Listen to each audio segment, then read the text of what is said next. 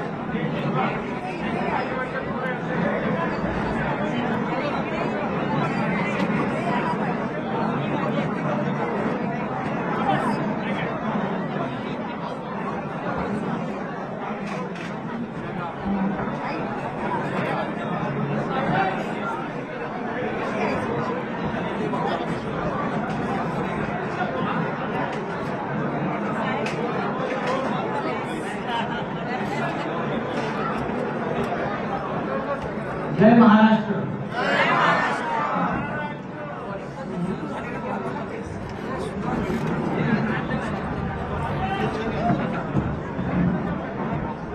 मला असं वाटतं आंतरराष्ट्रीय पत्रकार परिषद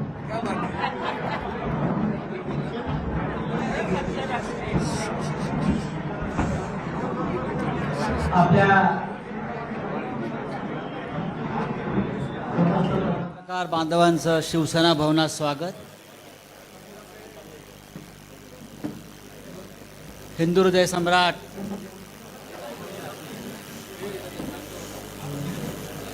शिवसेना प्रमुख बाळासाहेब ठाकरे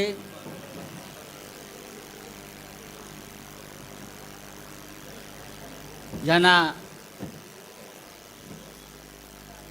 वंदन करतो, अभिवादन करतो, त्यांचं स्मरण करतो,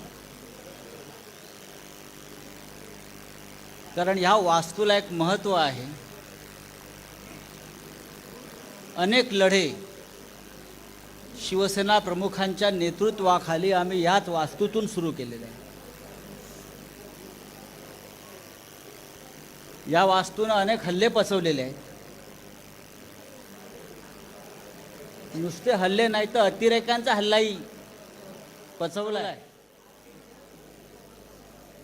याच वास्तूच्या खाली बॉम्बस्फोट झालेले आहेत अतिरेक्यांकडून। माझ्या सोबत शिवसेना प्रमुखांचे आमचे सगळ्यांचे सहकारी आहेत, ज्यांनी शिवसेना प्रमुखांबरोबर वर्षानुवर्ष काम केलं। असे सगळे दिवाकर रावते उपस्थित आहेत, खूप दिवसांनी अडसूळ आहेत आमचे। विनायक राऊत, अनिल देसाई, आदेश बांदेकर, मुंबईच्या महापौर किशोरीताई पेडणेकर, अरविंद सावंत, मंत्री उदय सामंत, अनेक म्हणजे संपूर्ण शिवसेना इकडे उपस्थित आहे। मी माननीय उद्धव ठाकरे, माननीय मुख्यमंत्री आणि शिवसेना पक्षप्रमुख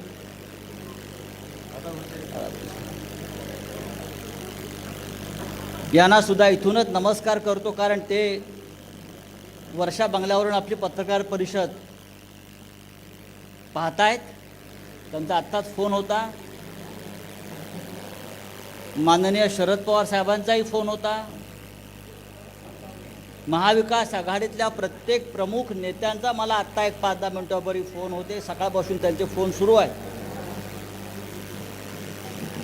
आणि सगळ्यांनी आजच्या पत्रकार परिषदेला आपल्याला आशीर्वाद दिलेले आहेत आणि मला एवढंच सांगितलं, आप आगे बढ़ो, पुढे वा, ही लढाईची सुरुवात तुम्ही करा। महाराष्ट्रावर, मराठी माणसावर ज्या पद्धतीनं आक्रमण सुरू आहे त्या आक्रमणाविरुद्ध कोणीतरी रणशिंग फुंकायला हवं होतं. त्या आपण या ऐतिहासिक शिवसेना भवनाच्या वास्तूतून फुंकतो आहे. बाळासाहेबांनी आम्हाला एक मंत्र दिला आणि तो आयुष्यभराचा मंत्र आहे. ते नेहमी सांगायचे आम्हाला, तू काही पाप केलं नसशील, तुम्ही काही गुन्हा केला नसेल, तुझं मन साफ आहे, तर कुणाच्या बापाला घाबरू नका. आणि आज उद्धव ठाकरे सुद्धा आपले पक्षप्रमुख ह्याच पद्धतीनं ही शिवसेना पुढे घेऊन जात आहे. आजची पत्रकार परिषद घेण्याचं प्रयोजन यासाठीच आहे की आम्हाला संदेश द्यायचा आहे की महाराष्ट्र गांडूची अवलाद नाही.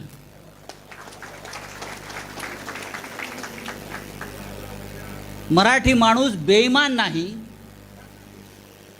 आणि तुम्ही कितीही नामर्दानगी करून आमच्या पाठीमागे वार केले तरी शिवसेना घाबरणार नाही. यासाठी हे पत्रकार परिषदेचं आयोजन आहे.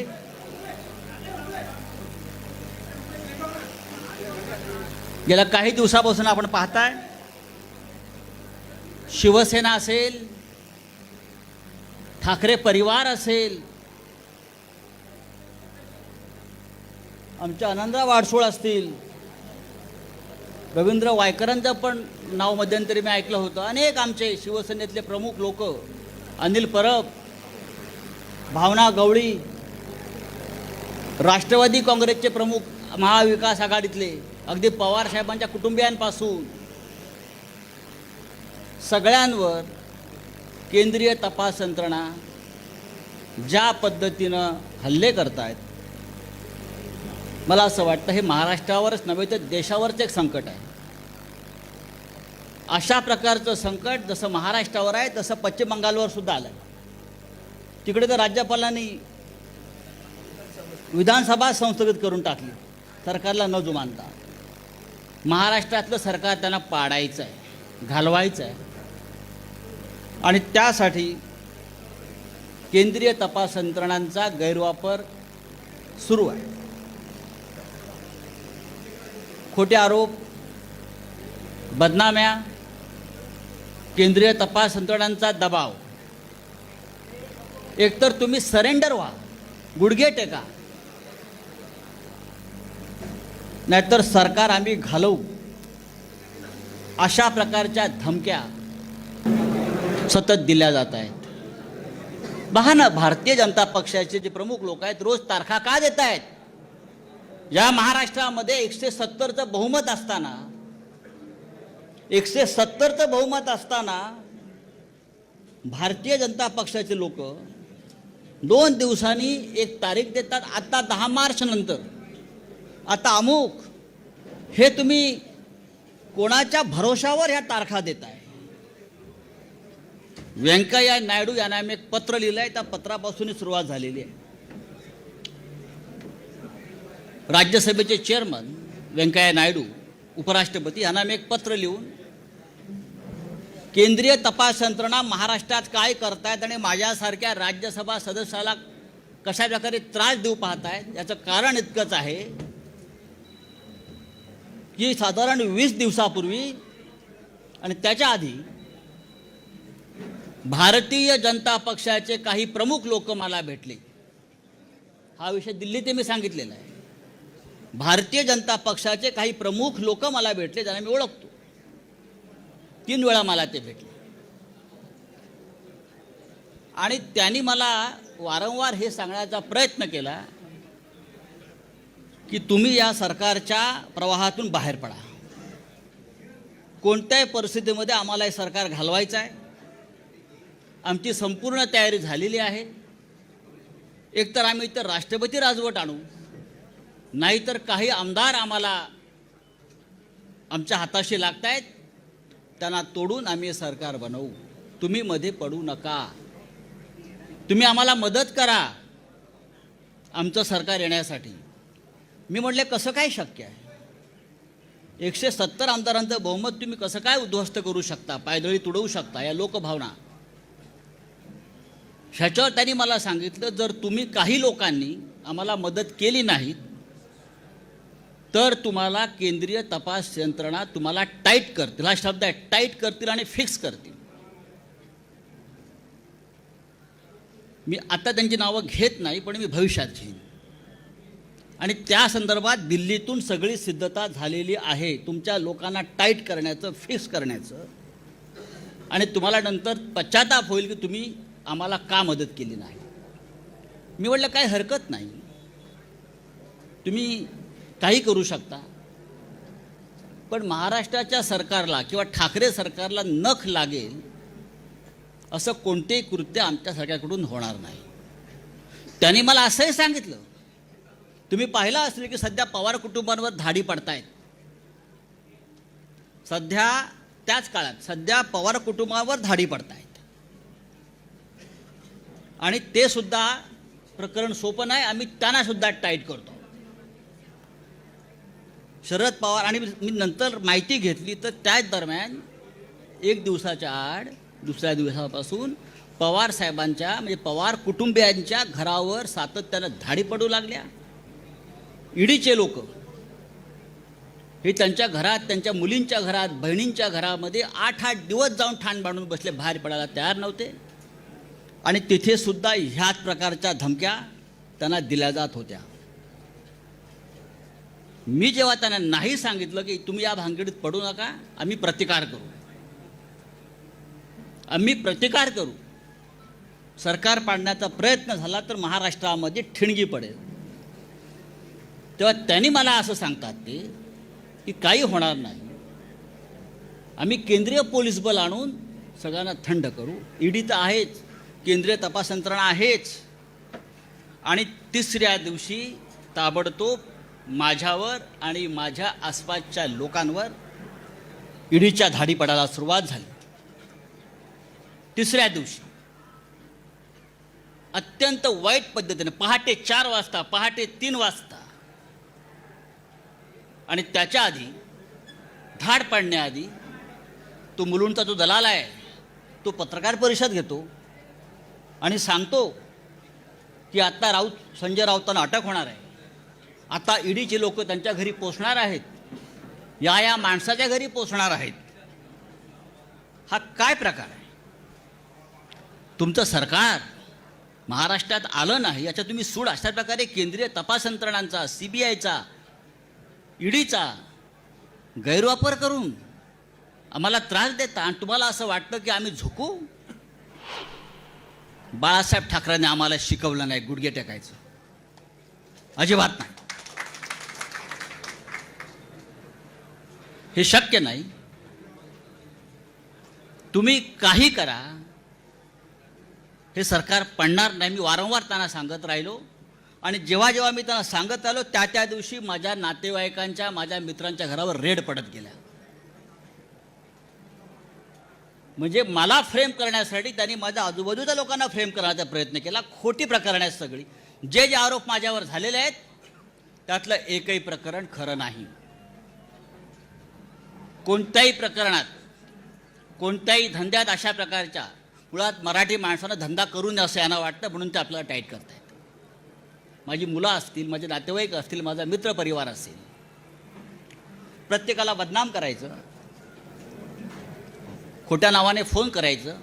आत्ता तुमच्याकडे ईडी पोचत आहे, मुलांना फोन करायचा, उद्या सकाळी 4 वाजता ईडी आणि CBI तुमच्या घरी येत आहे, उद्या सकाळी तुमच्या वडिलांना अटक करून घेऊन जातील. इतकं निर्घृण पद्धतीनं राजकारण या महाराष्ट्रामध्ये कधी झालं नव्हतं. हे भारतीय जनता पक्षानं नालायकपणा सुरू केला आहे महाराष्ट्रामध्ये. गेल्या काही वर्षापासून आपण पाहतोय, वर्षभरापासून शिवसेना आणि उद्धव ठाकरे यांच्यावरती हल्ले सुरू आहेत, खोटे. काय एक एक प्रकरण मी तुम्हाला आता सांगतो सत्य काय आहे. आतापर्यंत शिवसेनेकडून आपण कधी उत्तर दिलं नव्हतं. आता उद्धवजींनी मला सांगितलं आहे, आधी लोकांसमोर वस्तुस्थिती येऊ द्या, सत्य येऊ द्या, आणि मग आपण बघू काय करायचं ते. खरं म्हणजे ही आजची पत्रकार परिषद ही ईडीच्या कार्यालयासमोर घेण्याचं आमची योजना होती, पण नंतर आमची चर्चा झाली की सुरुवात इथून करू आणि अंत तिकडे करू. पाहू महाराष्ट्रात कोण राहता येते, तुम्ही राहताय की आम्ही राहतो. हा महाराष्ट्र आमच्या बापाचा आहे. हे बाहेरचे लोक येऊन आमच्यावरती दादागिरी करणार, आमच्या घरात घुसणार, आमच्या बायका मुलींकडे बघणार, हां, आणि भाजपवाले टाळ्या वाजवणार, हा निर्लज्जपणाचा कळस आहे. छत्रपती शिवाजी महाराजांच्या राज्यामध्ये, बाळासाहेब ठाकरेंच्या राज्यामध्ये कधी असं घडलं नव्हतं.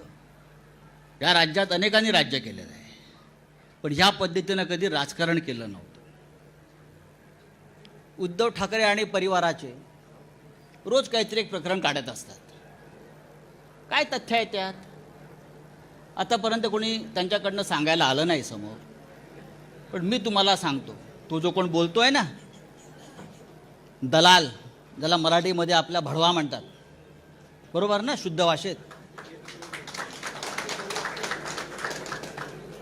आपल्या मराठीत भडवा म्हणतात, भडवा. हां, त्याने असं म्हटलं की ठाकरे कुटुंबियांनी कोरलाई गावात अलिबाग जवळच्या 19 बंगले बांधून ठेवलेत म्हणे. काय 19 बंगले? ही बेनामी प्रॉपर्टी आहे. 19 बंगले. माझं आव्हान आहे त्या माणसाला, माझं त्या दलालाला आव्हान आहे, आणि आपल्या सगळ्यांना मी सांगतो, कधी सांगा आपण 4 बसेस करू आणि आपण त्या 19 बंगल्यामध्ये पिकनिकला जाऊ. आपण त्या बंगल्यात एक पिकनिक काढू सगळ्या पत्रकारांची. जर तुम्हाला ते बंगले तिकडे दिसले तर मी राजकारण सोडीन, आणि जर दिसले नाही तर त्या दलालाला जोड्याने मारेन. अख्खी शिवसेना जोड्याने मारेन. म्हणजे दिशाभूल करायचं, खोटेपणाचा कळस करायचा, भंपकपणा करायचा. कुठे आहेत बंगले? 19 बंगले, 19 बंगले. रोज टी व्हीला चालू 19 बंगले, 19 बंगले. चला दाखवूया, जाऊ आपण तिथे एक पार्टी करू, बंगल्यात बसून देतो चाव्या तुम्हाला. मी उद्योजकांना विचारलं, आम्हाला दाखवा बंगले तुमचे. पण लोकांच्या मनामध्ये भ्रम निर्माण करायचा, खोटेपणा, भंपकपणा, मराठी माणसाचा द्वेष महाराष्ट्राविषयी असूया. हाच किरीट सोमय्या ज्याने काही वर्षापूर्वी हायकोर्टामध्ये एक पिटिशन केलं होतं, आठवत असेल तुम्हाला, शिशिर शिंदे असतील, त्यांना माहिती आहे. मराठी भाषा, बरोबर ना, मुंबईतून मराठी भाषा शाळेत, शालेय शिक्षणात सक्तीची असू नये यासाठी जो माणूस कोर्टात जातो आमच्या मराठी भाषेविरुद्ध, त्याच्याकडून तुम्ही काय अपेक्षा करता? हा भारतीय जनता पक्षाचा फ्रंटमॅन, आणि मराठी कट्टा चालवतात हे लोक मुंबईमध्ये, महानगरपालिका मराठी कट्टा. मराठी भाषेच्या विरुद्ध जो माणूस कोर्टात गेला महाराष्ट्रामध्ये, हाच तो भडवा, दलाल आमच्या मराठी भाषेविरुद्ध. आणि काय तुम्ही सांगताय मराठीला अभिजात भाषा दर्जा आम्ही देतोय म्हणून? आधी याचा थोबाड बंद करा, आता आम्ही करू. दुसरा एक तो हल्ली म्हणतो आहे की आमचे श्रीधर पाटणकर आहेत आमच्या परिवारातले, त्यांनी म्हणे देवस्थानाच्या जमिनी विकत घेतल्या कर्जतला. मी स्वतः माहिती घेतली, मी काय पाटणकरांशी बोललो नाही, पण मी स्वतः माहिती घेतली त्या संदर्भात काय आहे. माझं त्याला आव्हान आहे हा आरोप करणाऱ्यांना. पाटणकरांनी देवस्थानाची जमीन कुठे आणि कशी विकत घेतली तुम्ही दाखवा. जी काय जमीन तुम्ही दाखवताय ही जमीन त्यांनी, म्हणजे हे बापरे, अनेक याच्याकडून त्याच्याकडे, त्याच्याकडून ह्याच्याकडे, त्याच्याकडून ह्याच्याकडे, त्याच्याकडून ह्याच्याकडे, असे मध्ये 12 लोक आहेत, आणि 12व्या माणसाकडून पाटणकरांनी खरेदी केली. त्यांचा आणि देवस्थानाचा काही संबंध नाही आहे. 2014 साली ही जमीन त्यांनी सलीम बिलाखियाकडून घेतलेली आहे. बिलाखियाने अविनाश कडूकडून घेतलेली आहे.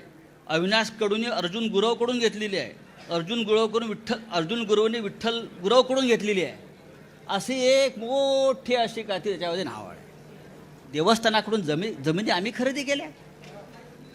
काय कशा करता? संजय राऊत आमचे आनंदराव अडसूळ ते वारंवार सांगतायत की मी निर्दोष आहे. माझ्यावरती खोटे आरोप आणि हे फ्रेम केलेले आहेत. तरी त्यांच्या विरोधामध्ये बोलत राहायचं, त्याला त्यांची बदनामी करत राहायचं. आनंद अडसूळ आमचे, भावना गवळी, रवींद्र वायकर, अनिल परब आणि सगळं झालं होतं मग माझ्याकडे. कारण मी म्हटलं सरकार पडू देणार नाही. प्राण जाय पर वचन न जाय. तेव्हा माझ्या मागे लागले. त्यांनी केलेला प्रत्येक आरोप हा खोटा आहे. माझ्या आयुष्यामध्ये मी कधी चुकीचं काम केलं नाही. आज सकाळीच मला कळलं की माझ्या बँकेत ईडीचे लोक गेले आहेत. माझ्या बँकेत सारस्वत बँक, स्टेट बँक, मला तो फोन आला की ईडीचे लोक आले आहेत. काय म्हणून? तुमचे 20 वर्षाचे म्हणे बँकेचे स्टेटमेंट्स घेऊन गेले. 20 वर्षाचे. बोलो ठीक आहे, घेऊन जाऊ द्या. बरं, ईडीचा तपास कसा आहे बघा. फार गमतीचा तपास आहे. माझं गाव अलिबाग.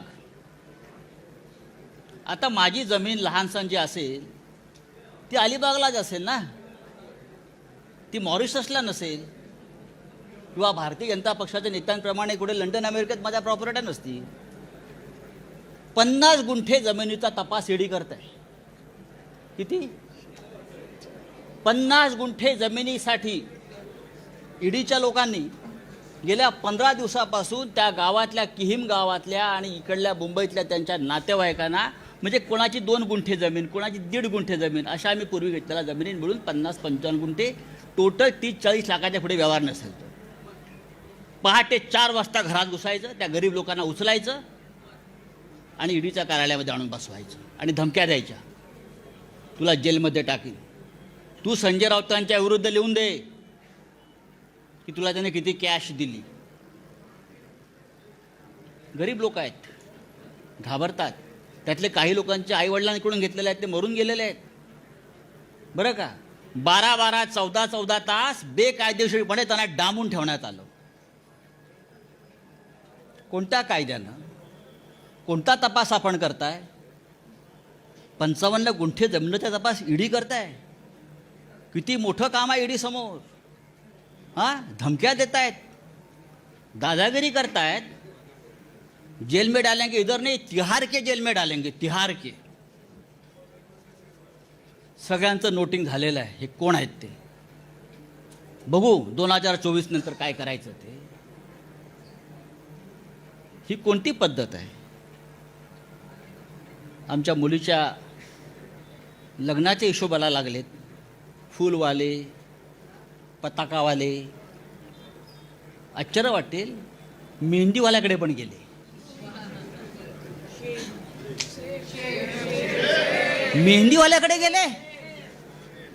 मेहंदी, हे नेल पॉलिश करणारे, कितना पैसा दिया, कितना पैसा दिया. हे ईडीचं काम. हे ईडीचं काम. गुजरातमध्ये 25,000 कोटीचा घोटाळा झाला त्यांच्या डोळ्यासमोर. 2 वर्ष FIR नाही घेतली तुम्ही. 1 वर्षापूर्वी मुंबईत एक लग्न झालं एका भारतीय जनता पक्षाच्या नेत्याच्या मुलीचं. आम्ही का बोललो का? ते वनमंत्री होते म्हणून त्यांनी त्या लग्नाचा सेट जंगलाचा केला, जंगलाचा. आणि त्याला फील यावा जंगलाचा म्हणून ते कार्पेट टाकलं होतं. त्याची किंमत 9.5 कोटी रुपये होती. ईडीला काय दिसलं नाही का हे? आम्ही म्हणतो घरातलं लग्न आहे, घरात शिरायचं नाही, पण आमच्या घरात तुम्ही शिरता अशा पद्धतीने. म्हणजे ही काय पद्धत काय? मुलांच्या घरात तुम्ही शिरताय, मुलांच्या दुकानात शिरताय, मुलांच्या कामाच्या ठिकाणी शिरताय, दादागिरी करताय, देख लेंगे बोलताय. अरे बघा ना, मी सांगतो बघा, मी पहिला माणूस आहे सांगणारा की बघा म्हणून, बघूनच घ्या, जेलमध्ये टाकणारा टाका, मी जायला तयार आहे, पण माझ्याबरोबर तुम्ही सुद्धा असाल सगळे. आता मी काही गोष्टी तुम्हाला सांगतो, हळूहळू त्या सांगायला हव्यात.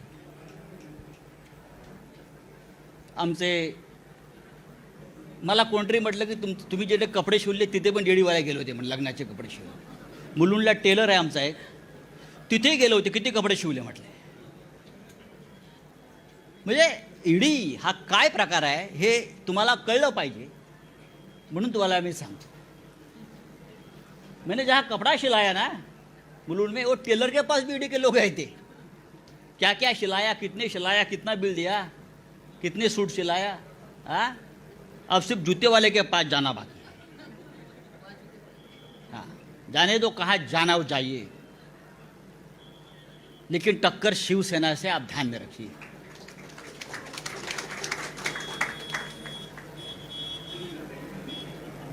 एक दूध वाला है हरियाणा में,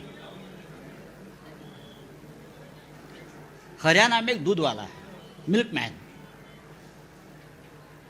एस नरवर. मैं पूछना चाहता हूं ईडी से, क्या आप ये नरवर को पहचानते हो? सिर्फ 5 साल में एक दूध वाला 7,000 करोड़ का मालिक कैसे बन गया? किसका पैसा है? 7,000 करोड़ का मालिक कैसे बन गया? जब से महाराष्ट्र में बीजेपी की सरकार आ गई, तब से उसका महाराष्ट्र में आना जाना शुरू हो गया. बीजेपी के नेता, मुख्यमंत्री के घर में उनका तो खुला आना जाना रहता था. उसके बाद उसकी प्रॉपर्टी बढ़ने गई. किसका पैसा उसके पास है? किसने किया मनी लॉन्ड्रिंग? मैं ये मनी लॉन्ड्रिंग की जो केसेस है नरवर की और सब की, आप बीजेपी के नेताओं की यहाँ की, जल्दी में दे रहा हूँ,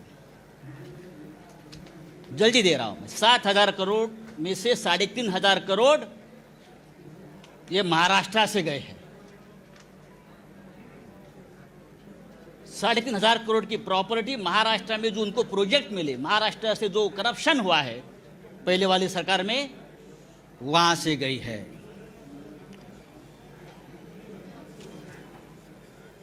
महाराष्ट्र में सबसे बड़ा घोटाला जो है फडणवीस सरकार के काल में, बहुत हो गए, लेकिन सबसे बड़ा घोटाला हुआ है महा आईटी में. 25,000 करोड़ का घोटाला है. 25,000. कौन है अमोल काळे? कहाँ छुपाया उसको बताइए. Who is Amol Kale? Who is Vijay Dhavangale? सबके अकाउंट्स, सबके लिंक्स, सबके मनी ट्रांजैक्शंस,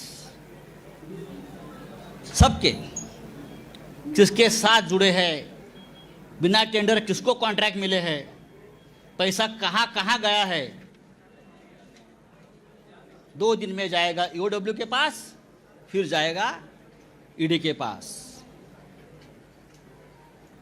5,000 करोड़ का तो हिसाब मेरे पास आया है. 5,000 करोड़ का हिसाब मेरे पास आया है, वो जाएगा. हमारी 1 गुंठा जमीन आप निकालते हो, हमारे कितने बंगले, 19 बंगले निकाल रहे हो जो नहीं है जमीन पर. हाँ, मैं सेंटर ही हूं, आप मुझे नहीं बदल सकते. आप मुझे बताइए, ईडी के पास काम नहीं है क्या? जो हमारे जैसे मिडिल क्लास लोग जो है महाराष्ट्र में, उनके पीछे पड़े हो. पढ़ना है तो पढ़ लीजिए, लेकिन आपने गलत आदमी से पंगा लिया है. आपने शिवसेना से पंगा लिया है, आपने महाराष्ट्र से पंगा लिया है. मैं इतना आपको बताना चाहता हूँ. अब मैं वापस आता हूँ, परत आता मी येतो. तुमचे प्रिय जे रोज असतात ना, तत पप करत, त्यांनी म्हणे PMC बँक घोटाळा काढला. PMC बँक घोटाळा. दुसरं एक काढलंय पत्राचाळ. आणि PMC बँक घोटाळा पत्राचाळीशी त्यांनी आमचा सगळ्यांचा संबंध लावला. माझं तिथे बँकेत कधी खातं नाही, मला ती बँक कुठे माहीत नाही. पत्राचाळ मी अद्याप बघितलेली नाही. ठीक आहे, माझ्या आसपासचे मित्रपरिवार त्या व्यवसायात कुठे असतील मला माहीत नाही, असू शकतात माझे. आणि मी कधीही ज्यांची नावं घेतली आहेत ते सगळे माझे मित्र आहेत. मी कधी टाळणार नाही, मी पळपुटा नाही. माझे मित्र आहेत ते, आणि माझे मित्र आहेत म्हणून त्यांना फ्रेम केलेलं आहे, हे पण मला माहिती आहे, मला त्रास देण्यासाठी. आता हे जे कोणी आहेत तुमचे दलाल भडवे, ज्याला आपण मगाशी म्हणत होतो, ते वारंवार जे सांगतायत की PMC बँक घोटाळ्यातले पैसे हे वापरतायत आले आहेत. राकेश वाधवान, मला वाटतं नाव त्यांचं, राकेश वाधवान हे PMC बँक घोटाळ्यातला एक असा आरोपी आहे. बिल्डर आहे मोठा, तो होता. बरंच काय काय सांगतात. आमचे सगळ्यांशी त्याचे संबंध आहेत आणि PMC बँक घोटाळ्यातले पैसे आम्ही वापरतो आहोत. आता फार एक महत्त्वाची गोष्ट मी तुम्हाला सांगतो. राकेश वाधवानला त्या काळात कोण ओळखत नव्हतं, सगळेच ओळखत होते. राकेश वाधवानच्या खात्यातून BJPच्या अकाउंटला 20 कोटी रुपये गेलेले आहेत पक्षनिधी म्हणून. BJPच्या अकाउंटला 20 कोटी ऑफिशियली गेले आहेत राकेश वाधवानचं, हे सगळ्यांना माहिती आहे. पण आता हे जे महाशय बोलतात आमच्यावर कि राकेश वाधवान, PMC बँक घोटाला, भ्रष्टाचार, ईडी वाले सुनो, अगर ईडी वाले कहाँ सुनते होगे आज मेरी बात उनको सुननी पड़ेगी आज. ईडी और CBI, EOW, प्रधानमंत्री और गृह मंत्री आज मेरा ये जो स्पीच है वहाँ बैठकर सुन रहे हैं, मुझे मालूम है. ये जो है अभी किरीट सोमैया ना, क्या उसका नाम, हाँ, वो बोलता है कि राकेश वाधवान एक भयंकर मानुस है, उसने भ्रष्टाचार किया है, PMC बैंक घोटाला किया है, लोगों का पैसा डुबाया है. अब मैं पूछना चाहता हूं भाई, ये निकॉन इंफ्रा कंस्ट्रक्शन कंपनी किसकी है? निकॉन इंफ्रा कंस्ट्रक्शन कंपनी किसकी है? ये कंपनी किरीट सोमैया की है, उसका फैमिली की है, नील किरीट सोमैया की है, और वो राकेश वाधवान का पार्टनर है.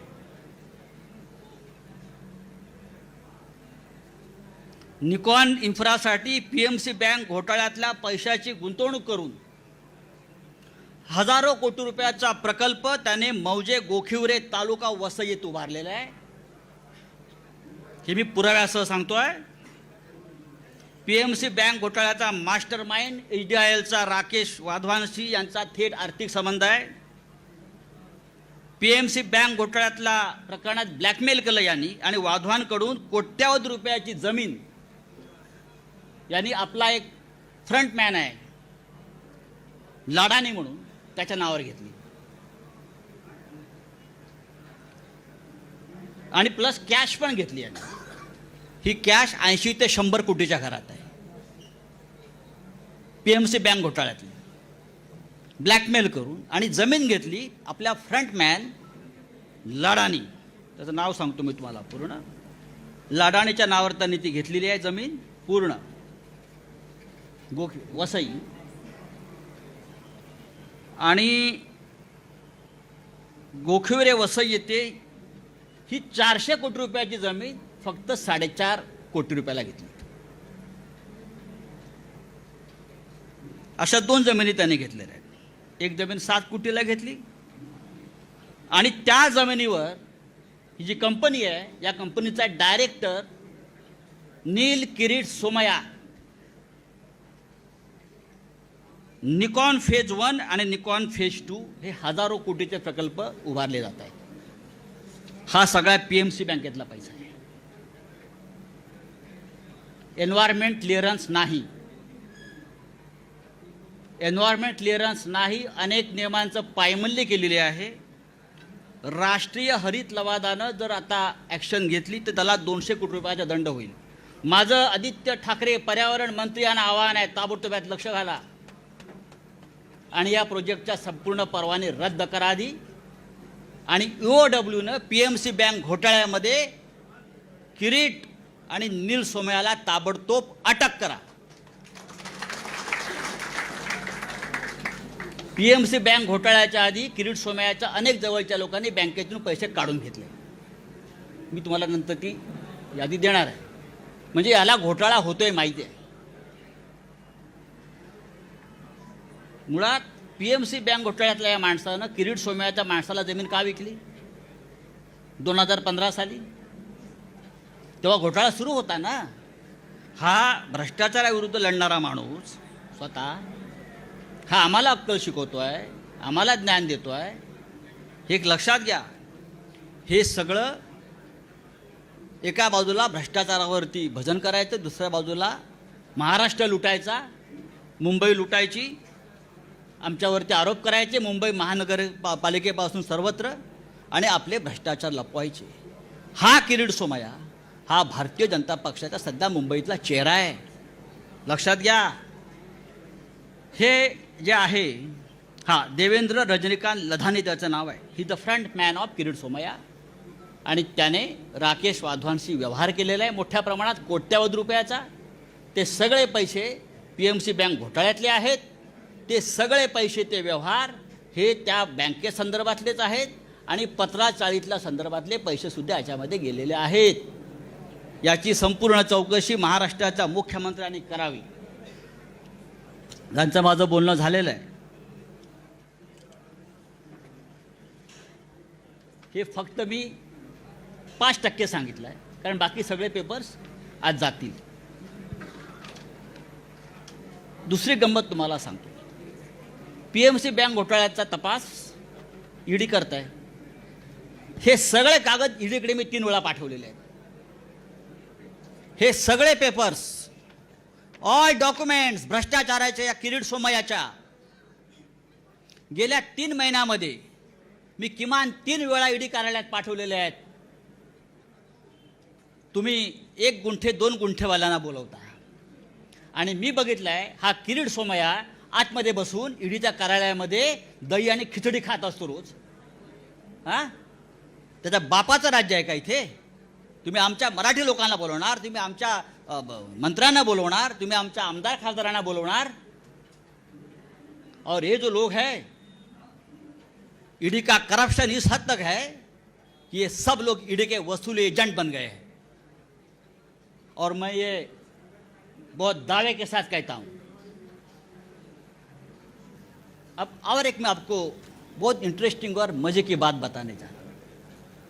ED वाले सुनो और हिम्मत है तो मेरे घर पर आइए. मैंने पहले भी इस मन से कहा था मैं नंगा आदमी हूँ, मैं शिव सैनिक हूँ. आप कितना भी मेरे बारे में गलत कर लीजिए,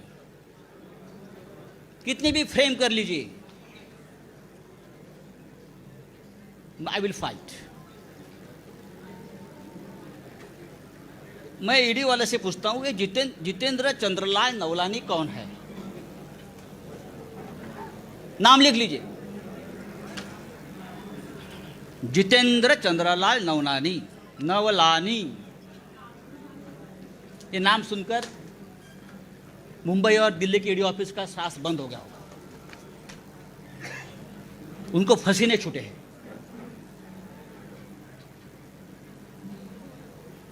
चार महीने से मुंबई के जो बिल्डर्स हैं बड़े बड़े, उनसे वसूली चल रही है ED के नाम पर. मुंबई के 70 बिल्डर, प्रतिष्ठित बिल्डर, उनसे ED के नाम पर जो वसूली हो रही है उसको ED को भी पता है, कुछ अधिकारियों को पता है. ये कौन है, ये किसके लोग हैं, सब डेटा मेरे पास है. और मैं सबसे पहले प्रधानमंत्री मोदी जी को इस बारे में, जैसे वेंकैया जी को लिखा है, मैं मोदी जी को लिखूंगा, मैं अमित शाह जी को लिखूंगा, बाद में जानकारी यही जगह से आपको दूंगा। जितेंद्र नवलानी, फरीद शमा, रोमी और फिरोज शमा, ये 4 किसके एजेंट हैं? मुंबई के 60 बिल्डरों से लोगों ने लगभग 300 करोड़ रुपए जमा किए हैं। कहाँ हो गया उसका मनी लॉन्ड्रिंग, मैं आपको बता दूंगा जल्दी। उसमें कितने ईडी के अफसर शामिल हैं, कहाँ बैठते हैं, कहाँ खाते हैं, कहाँ पीते हैं और क्या अय्याशी करते हैं, ये मैं देश को बताऊंगा। चाहे आप मुझे गोली मारो, आप मुझे जेल में डालो, आप कुछ भी करें, मैं आपसे डरने वाला नहीं हूं। आप करिए, आपको जो करना है करिए। अभी जो बात मैंने आपसे कही है, कि आप बात समझ लीजिए, महाराष्ट्र को बदनाम करना की एक बहुत बड़ा साजिश है। महाराष्ट्र, बंगाल और झारखंड, ये 3 राज्यों की सरकार गिराने की साजिश चल रही है और ईडी और सीबीआई का हथियार बना रहे हैं। हमारे जैसे लोग जो पार्टी के लिए अपनी जान देने को तैयार है, हमारे जैसे लोग, हम सबको तकलीफ देंगे, धमकाएंगे, डराएंगे।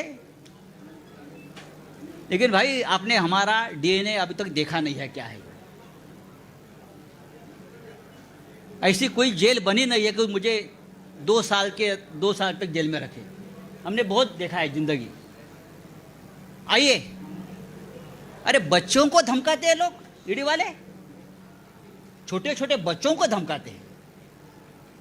80 साल के एक बुढ़े को पकड़ कर लेके गए अलीबाग से, 80 ईयर्स ओल्ड, हार्ट पेशेंट है। वो रो रहा था कि मुझे अब याद नहीं है भाई, इतने साल का एक ट्रांजैक्शन है, मुझे कैसे याद होगा? 2-4 लाख का ट्रांजैक्शन है। तू यहाँ ही मरेगा, तू घर में नहीं जाएगा। इस प्रकार से ईडी के अधिकारी ने उसको धमकाया। अमित शाह, मोदी जी से मेरा ये निवेदन है, क्या यही आपकी डेमोक्रेसी है? आप इमरजेंसी के बारे में बड़े बड़े भाषण देते हो, आक्रोश करते हो, और ये आपकी एजेंसी। अरे हमसे लड़ो ना। जिस दिन मेरे रिलेटिव्स के ऊपर, मेरे दोस्तों के ऊपर रेड्स हो रही थी और इनोसेंट लोगों को पकड़कर लेके जा रहे थे, उस रात को मैंने अमित शाह जी को फ़ोन किया था। मैंने कहा कि अमित शाह जी, मैं आपका बहुत रिस्पेक्ट करता हूं, आप बड़े नेता है, आप देश के गृह मंत्री हैं, लेकिन ये जो चल रहा है ये ठीक नहीं है। अगर आपकी मुझसे दुश्मनी है तो आप मुझे अरेस्ट करिए, मैं तैयार हूं। आप मुझे टॉर्चर कीजिए, लेकिन आप मेरे नज़दीकी, मेरे दोस्त, मेरे रिलेटिव्स, मेरे बच्चे, आप उनको क्यों टॉर्चर कर रहे हो? आपकी एजेंसी। मैंने कहा उनको, और भी मैंने लोगों से बात की। ये शिवसेना भवन है, बाला साहब ठाकरे जी से हमने हमेशा प्रेरणा ली है। ये महाराष्ट्र है, ये छत्रपति शिवाजी का महाराष्ट्र है। मैं इतना ही कहूँगा, आप करिए कुछ भी, हम झुकेंगे नहीं, हम डरेंगे नहीं, हम झुकेंगे नहीं, लेकिन आपको झुकाएंगे हम। किसी भी हालत में महाराष्ट्र में ठाकरे सरकार रहेगी और 2024 में भी देश में परिवर्तन होगा। तबे डराने वाले, धमकाने वाले कहाँ होंगे, इतना मैं कहूँगा। जो मुझे बात कहनी थी मैंने कह दी है। मुझे लगता है नो क्वेश्चन आंसर्स, ये काफ़ी है। और ये बात अब तक, ये कहानी पूरी नहीं हुई है, ये ट्रेलर है।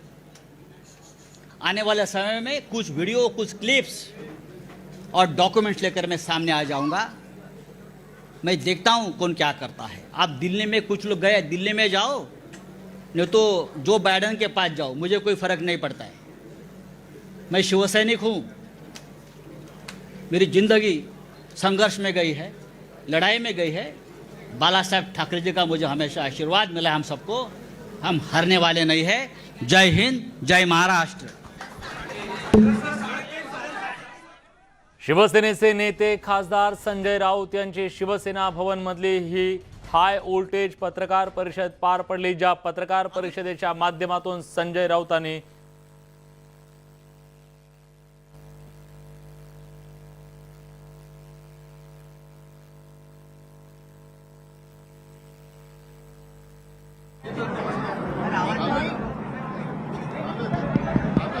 चालू देवेंद्र फडणवीस जी का और एक फ्रंटमैन है जिसका नाम मोहित कंबोज। फडणवीस साहब का आजकल वो बहुत ब्लू आइड बॉय है, ऐसा मुझे कहा, मैं तो पहचानता नहीं। वो फडणवीस साहब को डुबाने वाला है। ये जो मैं देख रहा हूं मैं थोड़ा सा बाकी है। ये जो पत्राचाल वाला इशू निकाला है ना, ये पत्राचाल की जमीन खरीदने वाला है मोहित कंबोज है, सबसे बड़ा घोटाला। और उसमें भी पीएमसी बैंक का पैसा लगा है।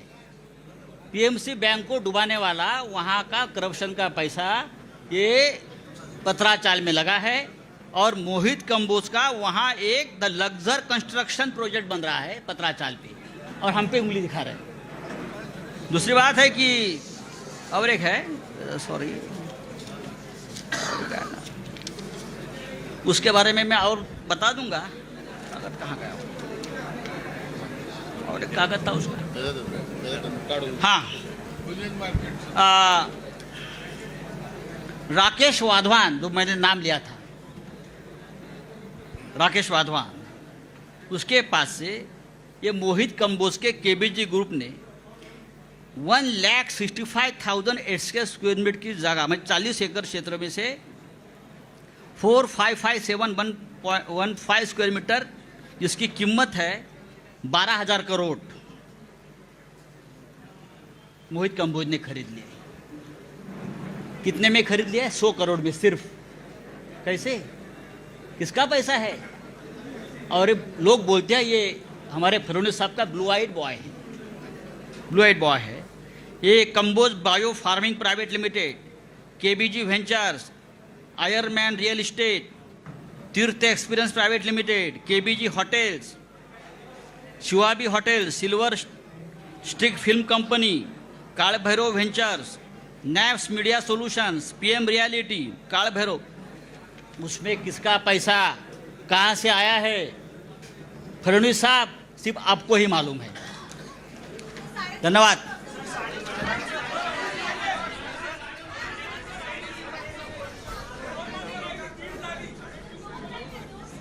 उद्यापासून तुम्हाला कळेल, जैसे जैसे कोई आधा है, कोई पाव है, कोई चाराने वाला है, जैसे जैसे अंदर जाएंगे वैसे वैसे आपको पता चलेगा।